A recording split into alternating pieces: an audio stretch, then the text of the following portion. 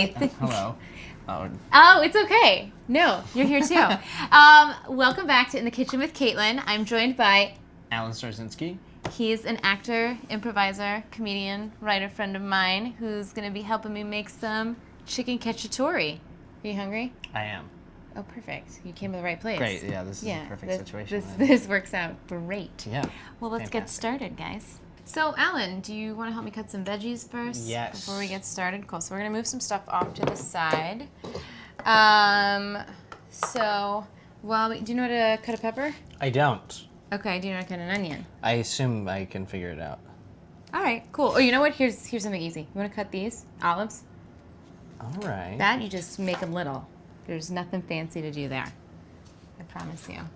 Cool. So, there's this thing on the show. It's a word I made up. It's called foodition. Okay. And I like to ask all my guests about their fooditions to start out with. So It is a spill. Well, I in my family, like for my birthday every year, or even just in general, like we love Chinese food, and there's like a Chinese food restaurant, and wonton soup in particular was like very, very big. Yeah. And I loved it, especially from this one place. They knew me. They knew that I loved wonton soup. I would get it all the time. Yeah.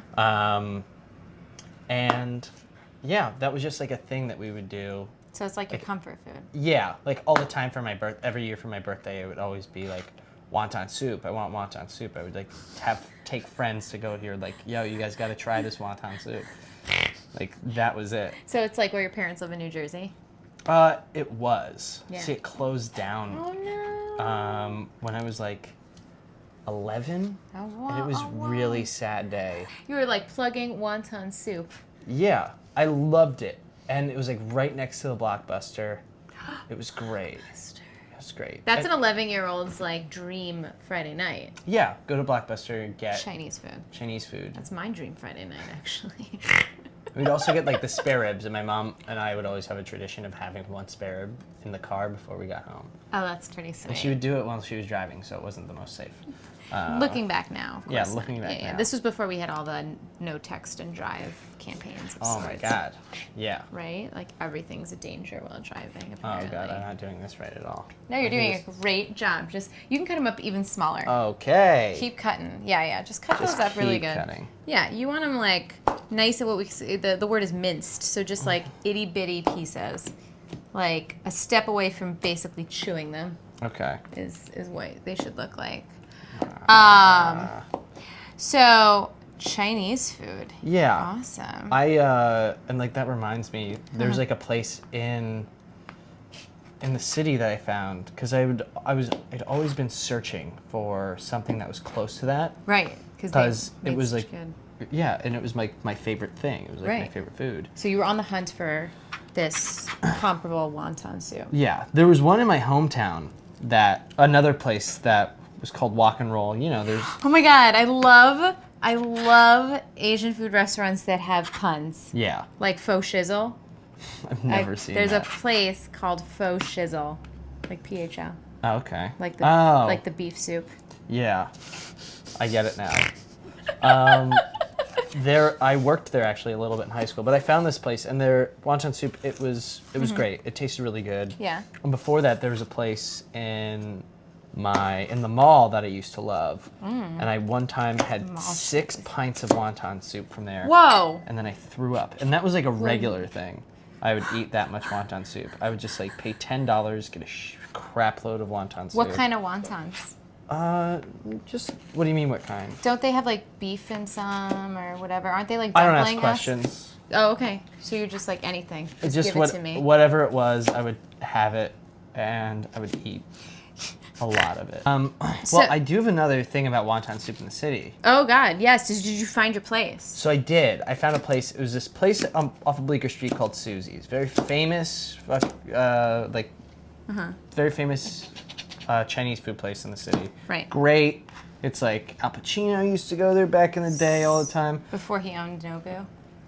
Does he own Nobu? He's a part owner of Nobu. Oh. Yeah. But yeah, this place was great. I would just go in there, I would order like 3 bowls of wonton soup. They knew me. Like, it was like these old Chinese dudes were all the waiters. That's They were awesome. great. They Yeah. had it down. Yeah. They had it down packed. I would just go there, read, chill out for a while. Yeah. Like, even on like, where I'd get it to go if on like cold days in the winter and stuff. Right. Like for 5 years. Wow. 4 or 5 years. Okay. Living in the city, I would do this. So they closed down. They closed. Why does this always happen to you? I don't know, but like they did it for redesign, Okay. and I was like, okay, I've been waiting and been waiting and been waiting, and then they opened back up. It was great. Wow. I was like really excited. Yeah. So I go in there. It's like more expensive. This was like a place where you would get like a lot of stuff for not that much. It was wonderful. It was like one of those places, yeah. Yeah, and all the food was great. Yeah. They'd fired all of the old Chinese dudes that were the servers there, and they were like pros. And like I was like worried. I was like, what are they gonna do now? Like what? They've been Wow. working here for probably like 15 years. Jeez. And then I got the soup. I was like, all right, fine, I'll just get the soup. And they completely changed the recipe. Oh no! I legitimately was depressed. Whose idea was that?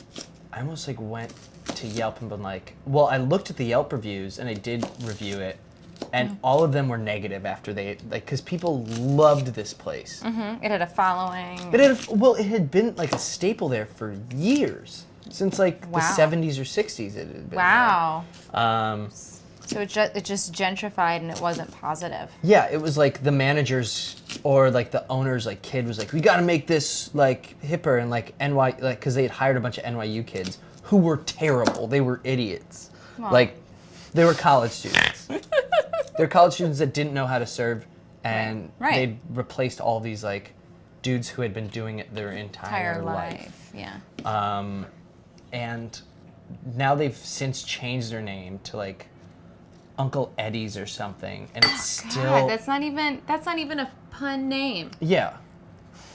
I'll go in there occasionally. I go, you guys got the old soup anymore? They're like, no, we don't. I go, you know, it was better. They're like, well, people like this one.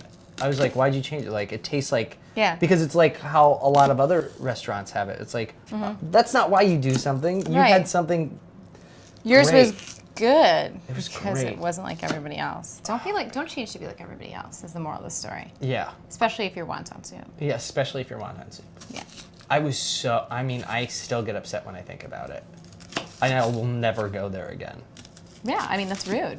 To change your soup on you. They didn't even ask, I Well, bet. no, they changed everything. Like it was so great. And I used to recommend that place to people. Like even when I was a server at a restaurant, I was like, because I worked at Dave & Buster's for Oh, okay. 2.5 years in Times Square. That's and like, I was like, grown up Chuck E. Cheese. yeah. Yeah. And I'd be like, guys, don't come here. Why are you? Why Needless are to you say, here? you don't work here anymore. Oh, Work here I anymore. left there as soon. It was my Vietnam. It was in Vietnam. So you're Vietnam. Yeah. Sorry. Please go into it if you can. That's Oh, it was just like how you would imagine working in a Times Square restaurant that serves alcohol and has video games in it would be. You know? Like, for people at home who might not be in New York to know the picture here and think Times Square is a great place. Like oh, Times Square is Disneyland. horrible. It's the worst. It's the toilet of New York City. Ugh. I mean, it's terrible except for like, you know, if you're going to go see a Broadway show or something like that. Then it's worthwhile. Yeah, then that's when, this is how you do it, right? Yeah, no, you're doing great. I'm What's actually up? really impressed that you knew to do that. A lot of people are Yeah. like, oh, what do I do with this? Yeah, that's really great. Boom, baby. Those are some meaty I like, know. clothes Look too. at that. That's Oh, impressive. I gotta probably You gotta- smack this down a little bit harder. Yeah, smack them down a little bit more, but you're doing good. Yeah. Maybe this one that's flatter Yeah. would be. Boom, baby, boom. There you go. Yeah. So, all right, it's good. So once we've got everything chopped, let me get these little peels out of the way. Yeah. Then we can move on to dredging our chicken. Awesome. So we've already added some salt and pepper to our flour mixture. And we are going to take our chicken and dredge it, which you just like put it in there like so. And give it a good shake. And both sides. Make sure all the slimy parts are covered. Easy peasy. And you don't want any big clumps sticking to it after you dredge it, so just kind of shake it. Shake it, shake it, shake it till like nothing's falling off of it, because you don't want it to get all clumpy. And put it on some paper, and it's going to be ready and waiting for you when you're ready to fry it. So Alan here has now been enlisted to dredge some chicken, which he's very excited to do. Ah, yeah. So excited. And so, you know, keeping with talking about things that are live in Times Square and theater and stuff like that, you do some acting yourself, right? I do. And you have some stuff going on. I do. Tell us about it. Well, I currently have a one-person show at the UCB Theater. Does it have a name? It does. It's called Guys You Love to Hate. Wow, good title. Because clearly you seem so hateable. Yeah. Tell us about it. Plug it. Let us know. Well, it's like a one-man sketch show. A lot of characters and stuff that I come up with. Yeah, it's directed by a buddy of mine, Brandon Gulia. Cool. It's very funny. Yeah, he's very funny. The show itself it's good. It's like a lot of stuff that I found funny, and I enjoy doing it every single time I do it. So it's like, it's great. I don't know. Yeah. Well, tell us about the title, namely, like why the guys you love to hate? Well, all of the characters in there are like guys that you love to hate. There's aspects of them that you like traditionally don't like in human beings. You know? Really? Like, fill me in. What's something that you don't like in a human being? Personally? Like one of the characters is like drunk and insulting people. Okay. That's a thing that people generally don't like to like human beings to do. Right. Okay. Sometimes, I guess. Namely, here, shake this up a little bit. I don't know. I play Gary Busey. Yes. I play Gary Busey at a zoo, just God. teaching a group of kids about like safe sex. Oh my god! Oh my god! Oh my god! That's the premise behind it. So, did you come up with the title first, or the sketches first, and then think, "Oh, these all have something in common"? I didn't. I actually I tried out the show 3 times before it got a run, and the first one is drastically different than the current iteration. Right. And the titles actually come up with like John Flynn. He was like, "You should do this." I was like, oh, okay. And so I started to think about all these characters that you love to hate. It's also, the title is kind of, I'd be able to like finagle kind of any one person sketch that I wanted into this show. Yeah. But it also like, all of the characters are like negative aspects of my personality that I've turned into these sketches. Yeah, and like what I find funny about these things, you know? Yeah, no, that's awesome. Yeah. I like it. I did see that one. You did see that one. Oh, I won't blow it. Do not blow it. So good because Thank you. Because if I say anything about it, just know I saw one of the sketches at a showcase from the show, and if I said anything about it, it would ruin the joke if you went to see it. So just know we're gonna plug it at the end of when to see it. But yeah, it's really funny. Thank you. Like you don't. It's a really good twist. I was cracking up. It's. You need to go see this show. Thanks. So so you said it took you 3 tryouts to get it. So what happens when a tryout goes up? Because I don't think people at home are all improv people or UCB people to be familiar with that, how that process works. Well, first you put it up at this, you submit it as a spank, as it's called. It's like essentially an audition show at the UCB Theater. And after that, the head of the theater and his assistant, or the assistant to the head of the theater, like the associate AD, the associate artistic director, they are like, cool, this was great. I like this, we didn't like this. Maybe you could change this here and like give tweaks and stuff. Right. So then I did the first one. Then I put a bunch of new sketches in there. Like the one that you saw was not in the original. Really? Yeah. Oh, wow. And that was originally a 2-person sketch that my director was like, you could turn this into a 1-person sketch. Yeah. It And- works great as a one person. Thanks. Yeah. Yeah. I love how we're like teasing everybody. That's the point. That's I the know. point. Now they're all going to be like, I want to go see that show. Yeah.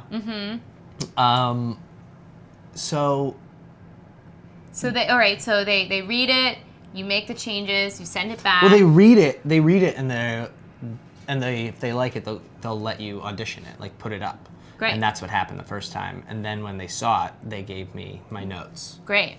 And then the second time, they gave me notes, and that was like, those were like tiny little tweaks. Great. And then after the third time, they're like, yeah, we're giving this a run. And I've had, this is my 3rd month Nice. at the theater. Dude, Yeah. that's great. Yeah. You think you're going to take it to the other coast? I am. Good. When? April 30th, I'm going to be out in LA, and I'm going to do it there. Oh my God, lucky ducks. I know, I'm a lucky duck. No, they're lucky ducks. They get to see The the show. show that we've been teasing everyone about, being like, oh I my know. God, we can't give a big reveal of that really funny one. I know. All right, so chicken has been dredged, comedy has been discussed. Let's fry this chicken up. Let's do it. So you're gonna heat a frying pan over a medium level flame. Add a few tablespoons of olive oil. Once the pan's nice and hot, we fry up our chicken. So we're adding the chicken to the pan. That looks glorious. And just like really quick, I mean, these are really thinly cut. So you don't want them to cook all the way through because they're going to continue to cook when we put them back in the sauce. And you don't want them to get dried out and gross. So we want to keep them delicious and moist. Oh. So once you get like a little bit of a sear, like see how quick that's ready. Like some of them are ready to be flipped already. Jeez. I know. I mean, and I'm doing this with breasts, but you know, I've seen recipes where they do it with like thigh. I've seen them where they do it with legs. Like this is like cacciatore is kind of a dish that was meant. I think it was meant. Don't quote me on like. It's like the poor man's dish where you kind of throw everything in. It's kind of like a puttanesca-ish. I don't know what that means. It's okay. My dad's going to criticize me for trying to sound too technical. He's always telling me when he watches episodes that I sound too technical. We're going to take these off in like a second. Now, you're going to be like, hey, Lynn, but they're not cooked all the way through. Well, right you are, and that's on purpose because they're going to continue to cook. But we do want them like cooked enough on the outside so that we're not serving up raw chicken. Because nobody wants salmonella. Not on this show at least. I don't think any show you want salmonella. Maybe like on a Discovery Channel show. Right. About salmonella. That was when you would want salmonella. Right, then you'd want at least someone to have the salmonella. Yeah, or else you have no. Then you have no show. You got no show. Mm-hmm. You gotta think of these things. Yeah. You know? Exactly. All right, so go grab the stuff. All right, so we just took our chicken out and bring this over. We're gonna put the peppers and onions in to start. Like my sound effects? Yes. You gotta be very verbal when you're cooking in the kitchen with Caitlin. Alright, so incorporating that. And we're gonna, I like to cook the onions until they're translucent and everything's kind of bendy and good and coagulated a little bit. Because these are a little tougher, you want to cook them down. I'm going to switch over to a wooden spoon now. So once these start to cook down, my dad taught me how to do that. Ah, look at that. I know. It was really funny because he was teaching me. He's like, do start with something really small and easy. And it was like a pan of onions and oil. And it was in this big pan. We were at my parents' house, and they have this huge, like, Viking stove, and he goes to flip it, and got all over the stove. And we just laughed, and I'm like, wow, I'm going to be a pro now, because I know exactly how not to do it. He does know how to flip things in the pan. I don't believe it. In my mind, he doesn't. Yeah. Oh no, an olive got in there. It's all right. I mean, it's just one olive. I mean, The whole meal is ruined. I know, I'm going to have to cry about it later, but not while we're filming. No crying in the kitchen with Caitlin. You know, like no crying in baseball. Oh, I know. This isn't, oh, you know. You're like, I just wasn't going to go there and quote movies with you. And I'm not going to. There's no quoting movies in the kitchen with Caitlin. Nope, not one. Especially not ones with Tom Hanks in them. No. None with Tom Hanks. Now do we put other stuff in? Yeah, so can you grab the wine? The wine. Yes. Wow, that's hygienic. Deglaze a little bit. It's about like a third of a cup-ish, or no, it's more like a cup actually. Yeah, that's a cup for sure. And let that's totally a cup. So you let that simmer a little bit. Oh, sorry. And now let's grab our garlic. Okay. Yeah. Awesome. Gracias. You're like the Vanna White right now of all the stuff we chopped. That's what I'm going for. But did you know, fun fact, you should always cook with wine that you like to drink. Really? Yeah, because when it reduces down, it makes the flavors stand out more. Ah. So if you don't like to drink it, you probably won't like it in your food. Then I would cook all my food with scotch. That's my favorite wine. That's like actually that actually sounds amazing. I feel like we should bring you back and make something With scotch? With scotch. I wouldn't hate that. I feel like that could be a fun dessert. We haven't done it. I was brought to my attention we haven't done a dessert episode yet, so. You know what my favorite dessert is? What? Oddly enough? What? Scotch. Also my favorite. Amazing. It's funny how that works. It's my favorite wine and my favorite dessert. And oddly enough, it's not my favorite dessert wine. What is your favorite dessert wine? Now I'm kidding, it's scotch. Should I get the olives? Or the capers, or the basil, or what? Oh. Get the capers. Okay. Toss it in? Yep, toss them all in. Great. Awesome. What else? The olives. Boom. Yes. All right. So you got those in. Now, if you could grab, not yet. Grab, yep, the chicken stock. Chicken stock. Cowabunga. I'm gonna grab some lemons over here. So we get this lemon and you put it in your tongs, and it you put your fingers underneath to catch all the seeds, because seeds in your sauce isn't always the greatest. So now we're gonna incorporate the crushed tomatoes. Boom, boom, boom, boom, boom, boom, boom, boom, boom, boom, boom. Great. I'll put this. Yep, bring this in. It's totally fine. Ah. And now, Alan, if you could, Grab the basil, the basil, as the English would call it. as my English friends do call it, yeah, basil. Basil. It's a herb. It's a herb, I know. That's a whole debate. Herb, tomato. I mean, herb it's spelt with an H. I get it. I think it sounds like a man. All right, so now we're gonna incorporate our chicken back in. You put it underneath the sauce.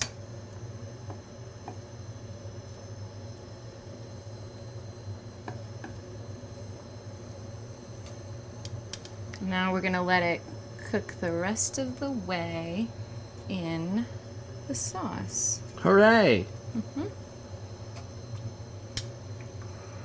And you can serve this over pasta, you can serve this over rice or whatever. You can serve anything over pasta or rice, technically. It's just like sometimes it won't taste good.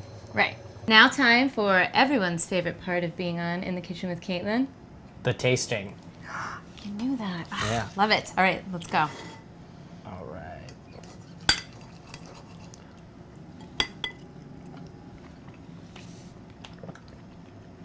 right. It's terribly delicious. What? I saw what you did there. I saw what you did there. Yeah, it was very stupid. No. but really, how was that? It was good. Oh, It was really good. Thanks. It's hot. It is hot, just off the stove. Well, thank you to me as well. I mean, you're not the only person that did this. I also cooked it, so. That's why In the Kitchen with Caitlin, because know. it's a collaborative effort. It felt like you were trying to take complete credit for it, that's all. Well, thank you so much for helping me and for being here. Make sure... And thank you for helping me. You're welcome. Yeah. And make sure you check out Alan Starzinski and his show, Guys You Love to Hate. Yeah, at the UCB Theater. At the UCB Theater. And you can check them out and the schedule of when your show will be. UCBtheater.com. UCBtheater.com. Yeah. There you have it, folks. Thank you for tuning in yet again. We really appreciate it. And make sure you come back next time. And don't forget that empty stomach.